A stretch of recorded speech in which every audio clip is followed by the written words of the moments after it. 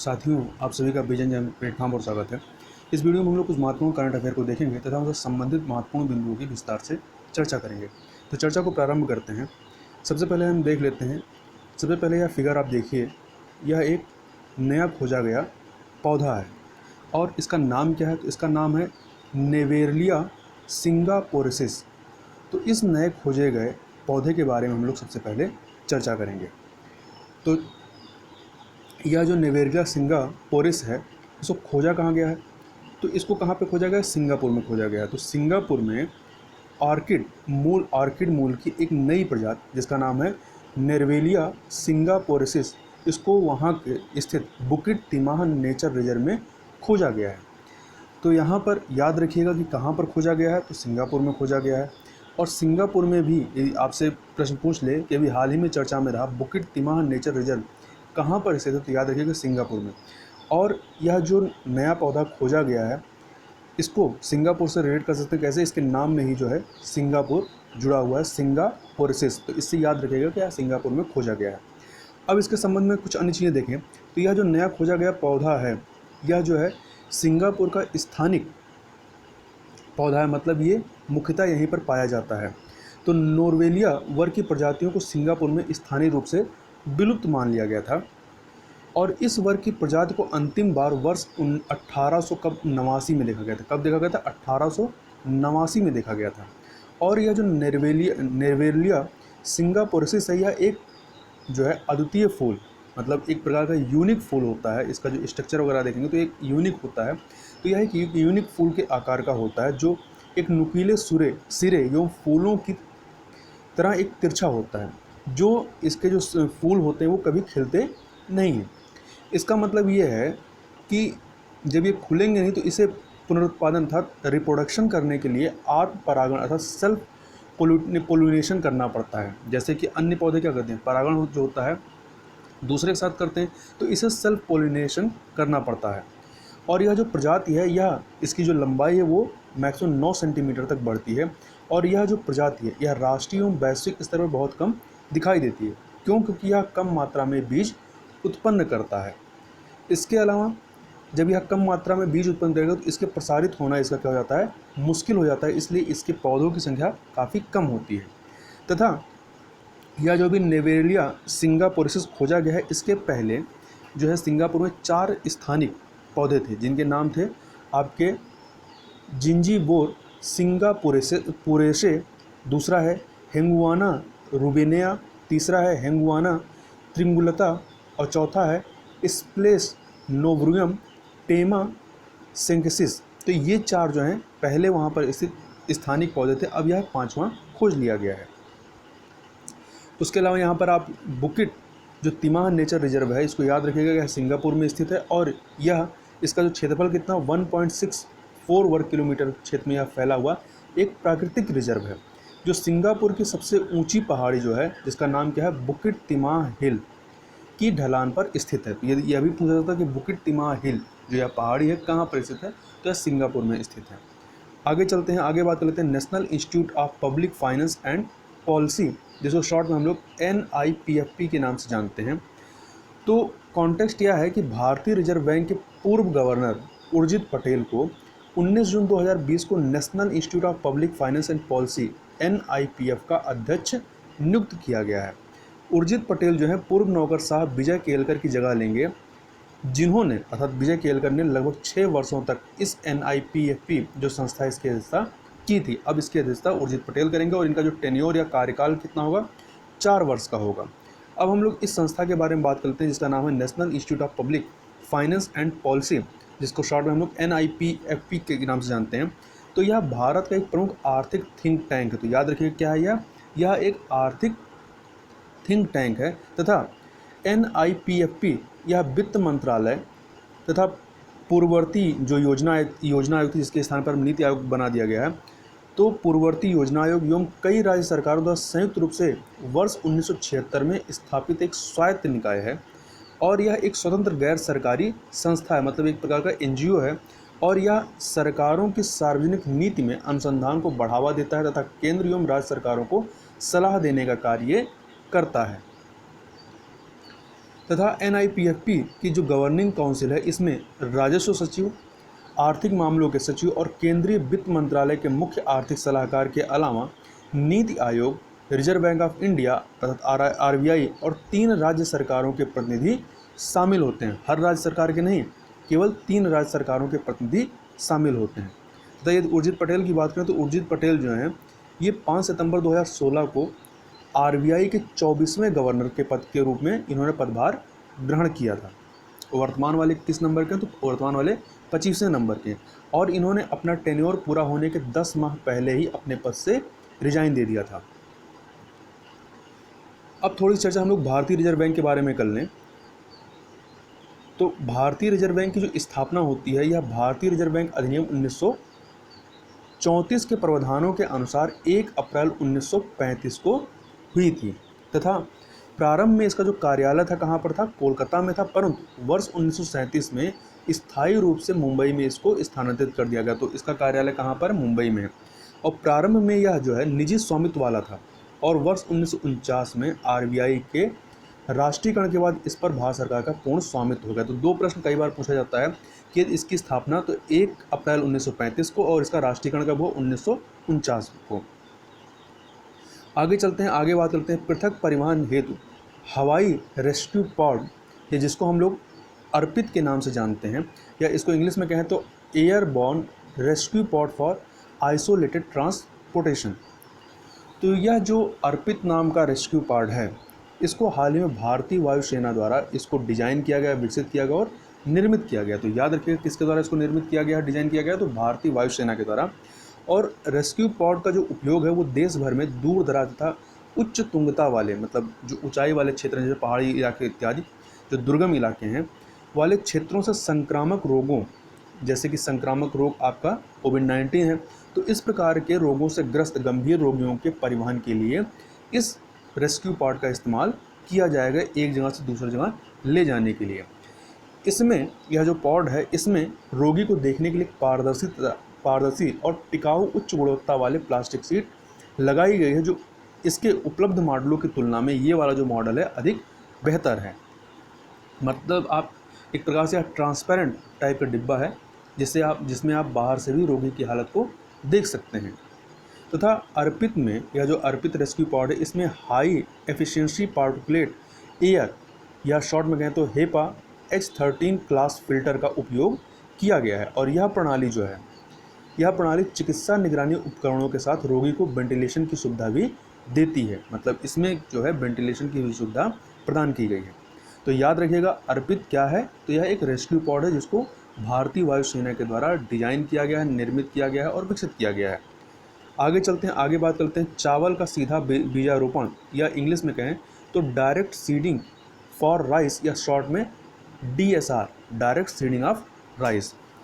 तो यदि इस टॉपिक को देखें तो यह टॉपिक जो है आपका जो मेंस का प्रश्न पत्र नंबर 3 है, GS का प्रश्न पत्र 3 है, उसके अंतर्गत जो टॉपिक है आपका मुख्य फसलें, देश के विभिन्न भागों में फसलों का पैटर्न, सिंचाई के विभिन्न प्रकार एवं सिंचाई प्रणाली, कृषि उत्पाद का भंडार, परिवहन तथा विपणन तथा संबंधित विषय और बाधाएं, ये वाला जो शीर्षक है इसके अंतर्गत यह कवर हो जाएगा क्योंकि यह कृषि से संबंधित है। तो इसके संबंध में हम थोड़ा सा विस्तार से चर्चा कर लेते हैं। तो कॉन्टेक्स्ट यह है कि पंजाब सरकार ने कोविड-19 के कारण हुए कृषि मजदूरों के विपरीत प्रवासन के कारण श्रमिकों की कमी के मद्देनज़र इस वर्ष धान की परंपरागत रोपाई के स्थान पर चावल का सीधा बीजारोपण अर्थात direct seeding of rice DSR तकनीक अपनाने का निर्णय लिया है। तो यह निर्णय क्यों किया गया है? क्योंकि जो कोविड-19 महामारी इसकी वजह से क्या है, जो प्रवासी मजदूर पंजाब में जाते थे वो अब वहाँ से लौट करके अपने घरों को, या जो जहाँ के वो स्थानिक निवासी थे वहाँ पर वो चले गए हैं। तो इस प्रकार से क्या हुआ है, रिवर्स माइग्रेशन हुआ है। तो इसकी वजह से पंजाब में क्या है, जो मज़दूर है, कृषि मज़दूर, उनकी इस समय कमी है। तो उनके बिना क्या होगा कि वहाँ धान की रोपाई हो नहीं सकती। तो इसी के मद्देनज़र जो परंपरागत रोपाई थी उसके स्थान पर चावल का सीधा बीजारोपण या डायरेक्ट सीडिंग ऑफ राइस, जिसको DSR तकनीक कहते हैं, इसको अपनाने का पंजाब सरकार के द्वारा निर्णय किया गया है। अब इस तकनीक के बारे में देख लेते हैं कि यह जो डायरेक्ट सीडिंग ऑफ राइस तकनीक है यह है क्या। तो इसके तहत होता क्या है कि ट्रैक्टरों द्वारा संचालित मशीनों की मदद से खेत में पूर्व अंकुरित बीजों की बुआई की जाती है, मतलब जो बीज होते हैं वो पहले से अंकुरित होते हैं और उनकी इसमें बुआई कर दी जाती है तथा डीएसआर के तहत नर्सरी तैयार करने की आवश्यकता नहीं होती, जबकि जो पारंपरिक तौर पर जो धान की रोपाई की जाती है उसमें पहले नर्सरी तैयार की जाती है, उसके बाद उसकी रोपाई की जाती है। और इस विधि के तहत किसानों को बीजों की बुआई से पूर्व जमीन को समतल तथा एक बार सिंचाई करनी होती है। अब देख लेते हैं ये जो धान की जो रोपाई की पारंपरिक विधि है उससे यह जो डेसार विधि है यह भिन्न कैसे है। तो धान की परंपरागत रोपाई के तहत सबसे पहले किसानों द्वारा नर्सरी तैयार कर धान के बीज की बुआई की जाती है। तो क्या होता है, पहले कि धान के पौधे तैयार किए जाते हैं, ठीक है, तो वही क्या कहलाता है, नर्सरी तैयार करना कहलाता है। और नर्सरी जो होती है ये संपूर्ण खेत का, मतलब जितने बड़े क्षेत्र में आपको लगाना है तो इस नर्सरी का जो क्षेत्रफल वो कितना होगा, वह संपूर्ण खेत का 5 से 10% क्षेत्र में इसको तैयार किया जाता है। तथा ये जो नर्सरी जो है ये कितने दिन तैयार होती है, तो 25 से 35 दिनों के पश्चात इन धान के छोटे छोटे पौधों को नर्सरी से हटा करके क्या करते हैं, पूरे खेत में रोपाई की जाती है। मतलब जहाँ पर लगाना होता है जिन खेत में उसमें क्या कहते हैं, पानी भर के वहाँ पे इन धान के छोटे छोटे पौधों को रोपाई कर दी जाती है। अब यह जो नई तकनीक डीएसआर है, ठीक है, डायरेक्ट सीडिंग राइस, इस टेक्नोलॉजी या इस प्रौद्योगिकी के लाभ क्या हैं।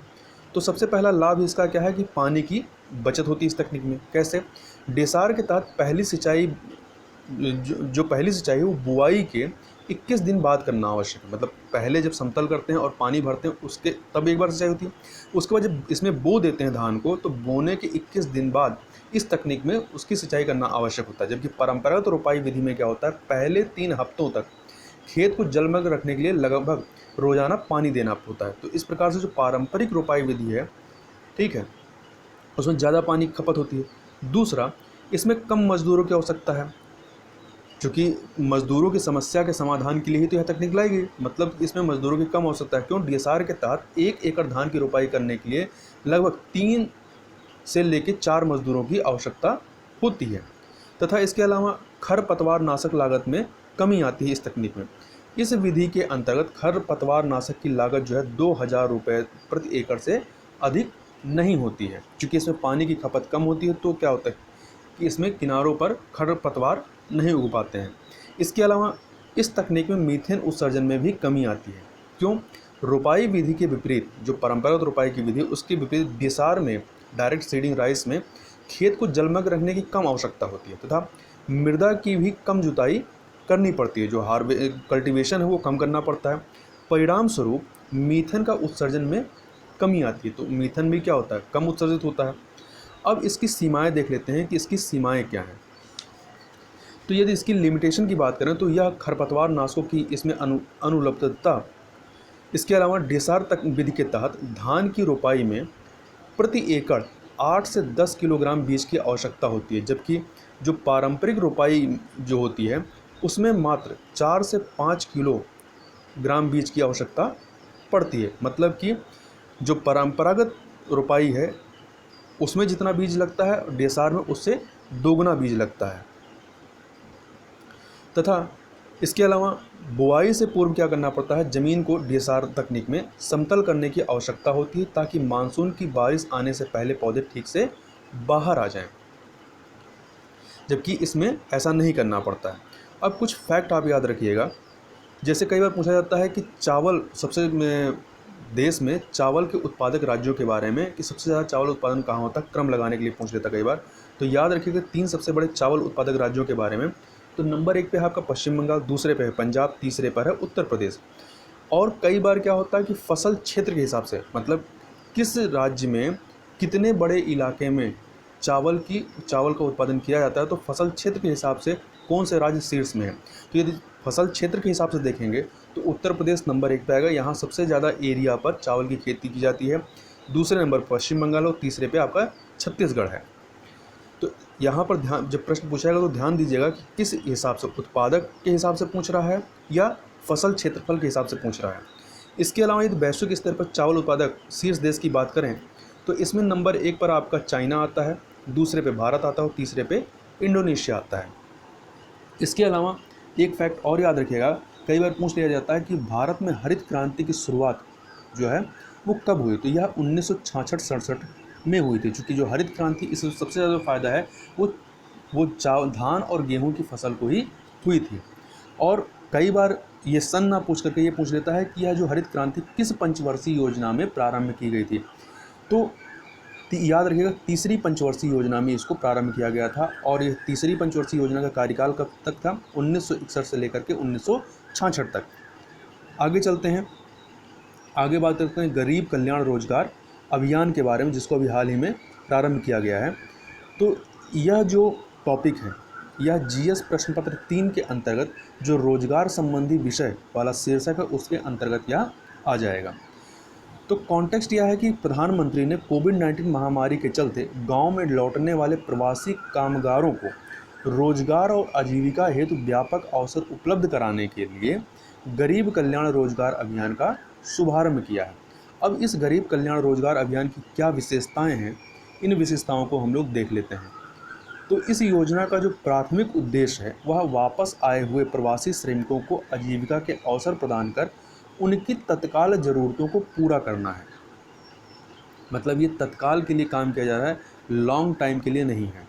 और इस अभियान में केवल ग्रामीण श्रमिकों पर ध्यान दिया गया है। तो याद रखिएगा, परीक्षा में जो फैक्ट होता है वो फंसाता है कि यह अभियान जो है ग्रामीण श्रमिकों और शहरी श्रमिकों दोनों पर ध्यान देता है। तो नहीं, यह केवल ग्रामीण श्रमिकों पर ध्यान देता है। तो इस चीज़ को याद रखिएगा। इसके अलावा ये जो अभियान है 125 दिन का, यह अभियान मिशन के रूप में काम करेगा। तो याद रखिएगा कि इसकी ड्यूरेशन कितनी है, 125 दिनों तक यह अभियान चलाया जाएगा।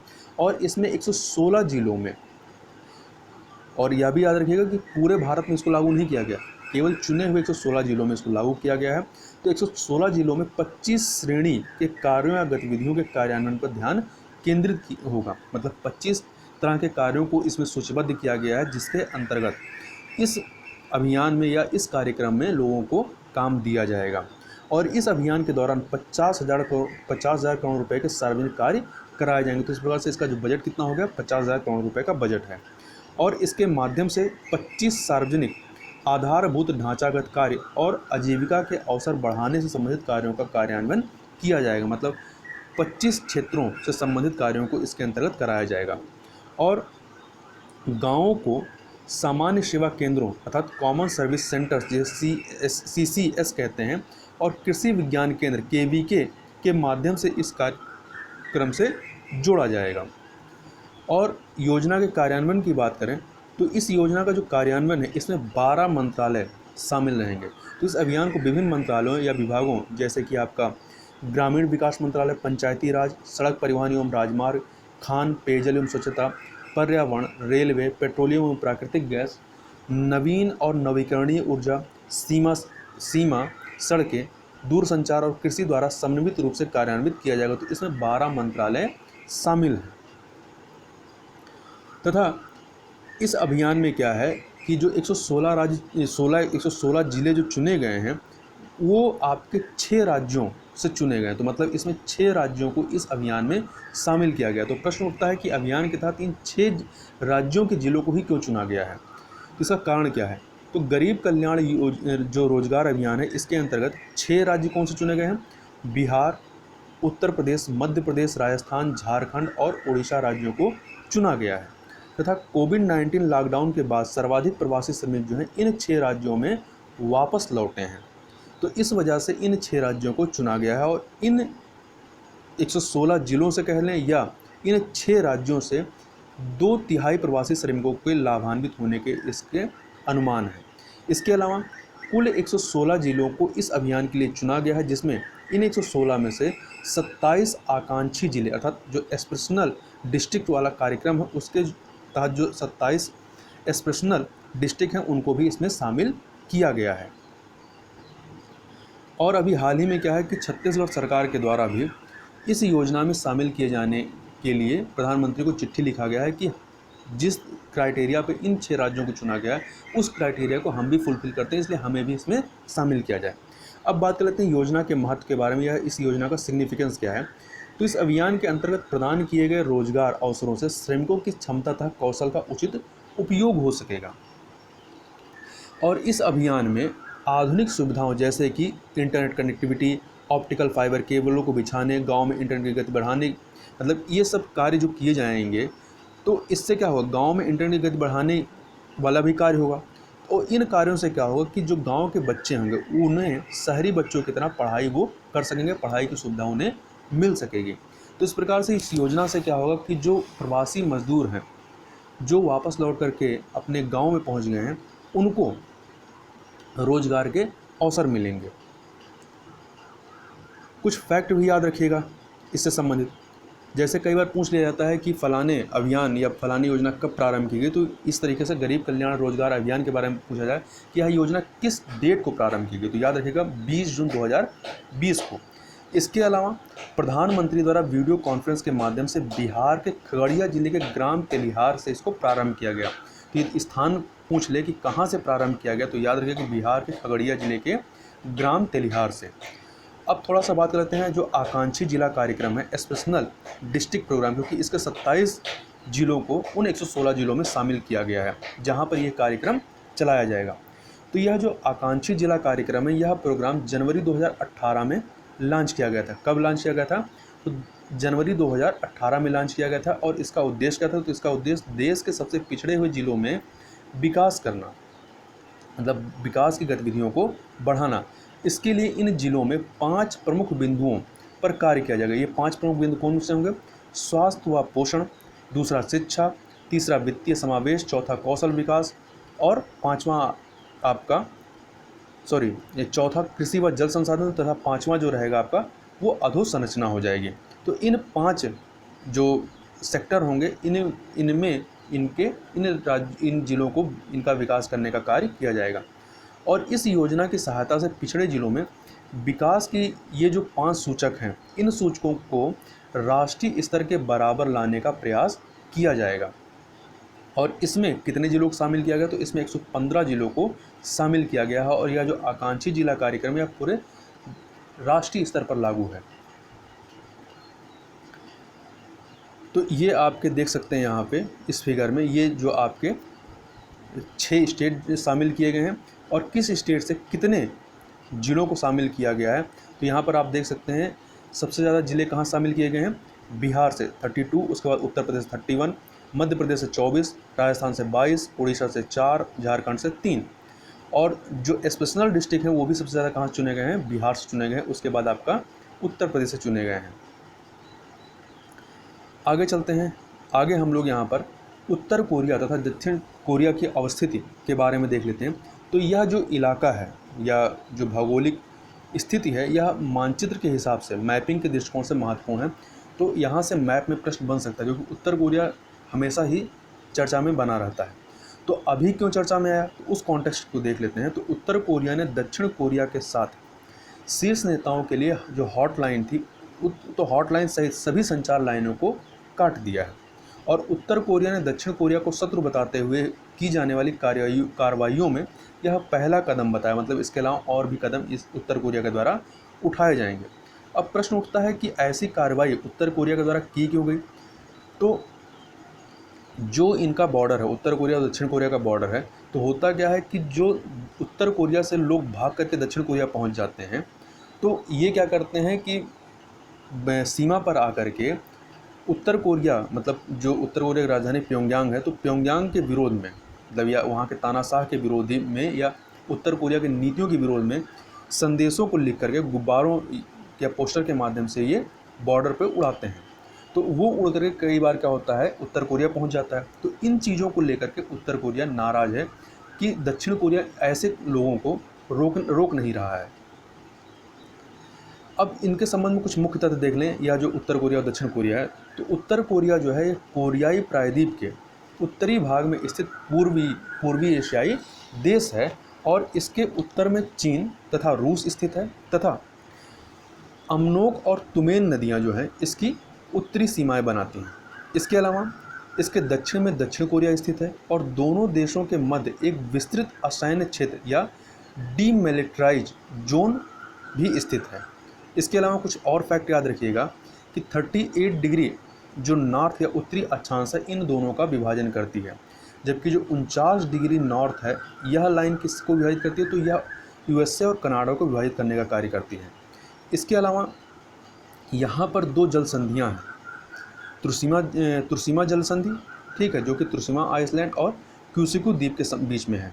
और दूसरा कोरिया जल संधि जो त्रुसिमा आइसलैंड और साउथ कोरिया के बीच में। इसको मैप में देखें ज़्यादा क्लियर हो जाएगा।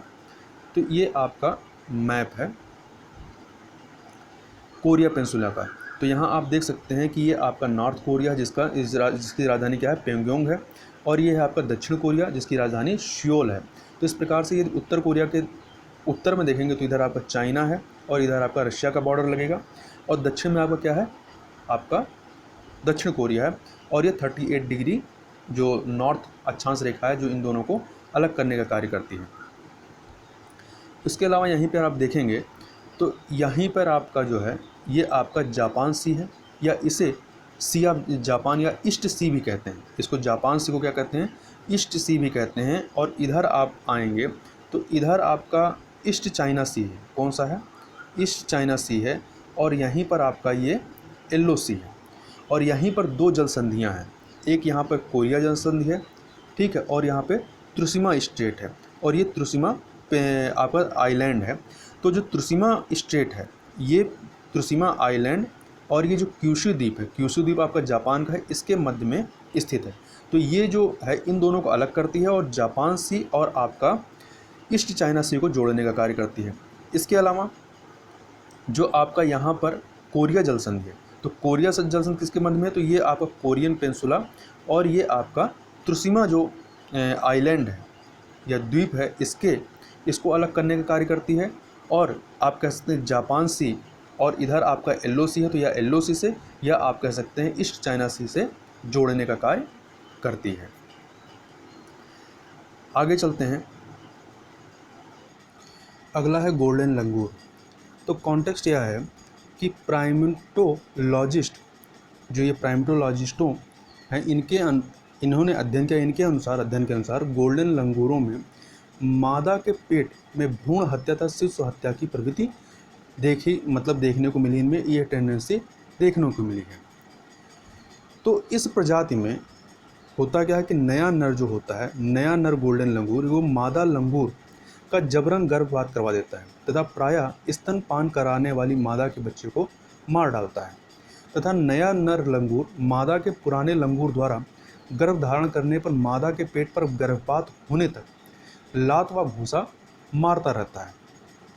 यह जो नई प्रवृत्ति देखने को मिल रही है, इसका रीज़न क्या है कि जो जंगलों का कटाव हो रहा था, बिजली के तारों आदि के कारण जो है इनमें समस्याएं उत्पन्न हो रही। होता क्या है कि ये जो सुनहरे लंगूर होते हैं, ये एक जगह से दूसरे जगह पर जाने के लिए जो पेड़ों के ऊपरी हिस्सा होते हैं उससे एक कूदते हुए एक जगह से दूसरी जगह पर जाते हैं।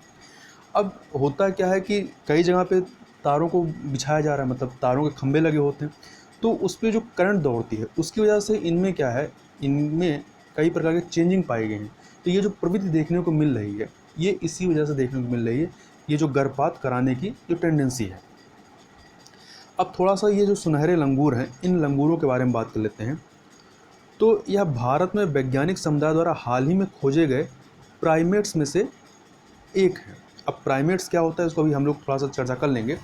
अभी इनके निवास स्थान की बात करें, कहाँ पाए जाते हैं, तो ये अर्ध सदाबहार और मिश्रित पर्णपाती वन में पाए जाते हैं तथा यह पश्चिमी असम और भारत भूटान की सीमा से सटे इलाकों में ही मेनली पाए जाते हैं, और जगह पर ये नहीं पाए जाते हैं।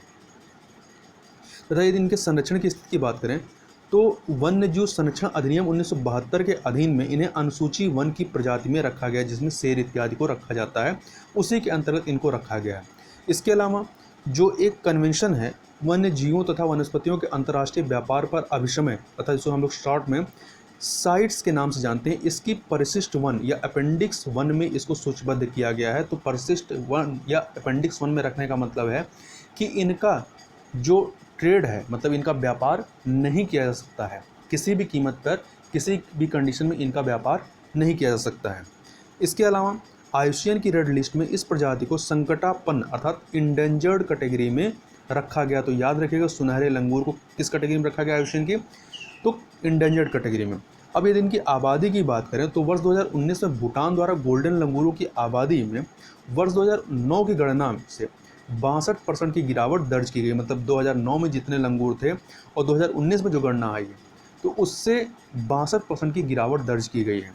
इसके अलावा कोविड-19 लॉकडाउन कारण इस वर्ष जो इनकी गणना हो रही थी गोल्डन लंगूरों की, वो गणना पूरी नहीं हो सकी है। अब हम लोग बात करते हैं कि प्राइमेट्स क्या होते हैं। तो प्राइमेट्स जो जानवर होते हैं मेनली दो प्रकार के होते हैं, एक प्राइमेट्स होते हैं, एक नॉन प्राइमेट्स होते हैं। तो प्राइमेट्स ये इनमें जो खासियत क्या होती है या इनकी विशेषताएं क्या होती हैं, इनके मस्तिष्क बड़े होते हैं तथा ये हाथों के उपयोग कर सकते हैं और जटिल व्यवहार करने की इनकी विशेषता होती है। तो इस प्रकार के स्तनधारी होते हैं अर्थात मैमल्स होते हैं। अब इसमें आते कौन है, जैसे कि हम लोग जो मनुष्य हैं, मनुष्य भी एक प्रकार का प्राइमेट्स है। इसके अलावा वानर, बंदर, चिंपैंजी, गोरिल्ला, लेमूर, बैबून और आर्गुटान, ये सब क्या है, प्राइमेट्स के उदाहरण। तो याद रखिएगा मनुष्य भी एक प्रकार का प्राइमेट्स है। इसके अलावा ये जो प्राइमेट्स होते हैं ये उच्च स्तर की सामाजिक सहभागिता और सांस्कृतिक अनुकूलनशीलता का प्रदर्शन करते हैं। और जो नॉन प्राइमेट्स होते हैं उनमें क्या होता है, वो उनका मस्तिष्क छोटा होता है, जैसे हाथी। तो ये आप फिगर देख सकते हैं, ये आपका क्या है, गोल्डन लंगूर है। अब चलते हैं, बात कर लेते हैं अंतर्राष्ट्रीय योग दिवस के बारे में। तो अंतर्राष्ट्रीय योग दिवस जो है ये प्रत्येक वर्ष 21 जून को मनाया जाता है। और 2020 की अर्थात इस वर्ष की जो थीम थी क्या थी, कोविड-19 महामारी की वजह से इस बार की जो थीम है उसका भी असर जो है इस थीम पर दिखाई पड़ रहा है। क्या है, स्वास्थ्य के लिए योग, घर पर योग। ठीक है, तो योगा फॉर हेल्थ और yoga at home, yoga for health, yoga at home. और अंतर्राष्ट्रीय योग दिवस का यह जो संस्करण है यह छठा वैश्विक संस्करण है या वैश्विक आयोजन है तथा वैश्विक स्तर पर वर्ष 2015 में सर्वप्रथम अंतर्राष्ट्रीय योग दिवस का आयोजन किया गया था। अब यदि इसकी पृष्ठभूमि की बात करें तो 11 दिसंबर 2014 को संयुक्त राष्ट्र महासभा के 69वें सत्र के दौरान एक प्रस्ताव भारत के द्वारा यह प्रस्ताव पारित किया गया था। तो एक प्रस्ताव पारित करके 21 जून को अंतर्राष्ट्रीय योग दिवस के रूप में घोषित किया गया था।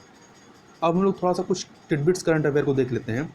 तो सबसे पहले बात कर लेते हैं कोवी-4 के संबंध में। तो कोवी-4 क्या है, तो यह कोविड-19 के उपचार के लिए एक एंटीवायरल रेमडेसिवियर है। क्या है, एंटीवायरल रेमडेसिवियर है।